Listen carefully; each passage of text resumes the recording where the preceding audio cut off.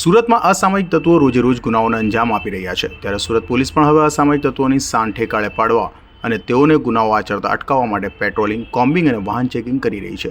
ત્યારે સુરત પોલીસની લાલગેટ પોલીસ દ્વારા પણ આવી જ રીતે કામગીરી કરવામાં આવી રહી છે। લાલગેટ પોલીસ દ્વારા કોમ્બિંગ સાથે વાહન ચેકિંગ હાથ ધરવામાં આવ્યું હતું।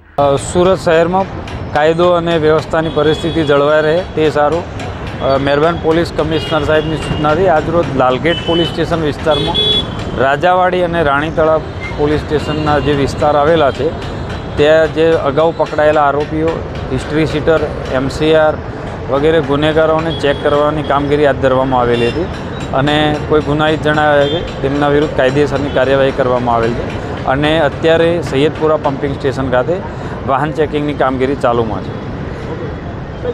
ખાસ લોકોને કોઈ સંદેશ આપવા માંગો જે પોલીસને જોઈને ભાગે છે અથવા અહીંયા પબ્લિકે કોઈ ગભરાવાની જરૂર નથી। પોલીસ જે શંકાસ્પદ છે જે લોકો અને કોઈ ગુનાહિત જણાઈ આવે છે તેમના વિરુદ્ધ કાયદેસરની કાર્યવાહી કરવામાં આવશે, જેથી કોઈએ ગભરાવાની જરૂર નથી। મહિલાઓ, બાળકોને પોલીસ એમની મર્યાદા જાળવી અને મહિલા પોલીસ પણ સાથે રાખે છે, એટલે કોઈએ ક્યાંય ગભરાવાની જરૂર નથી।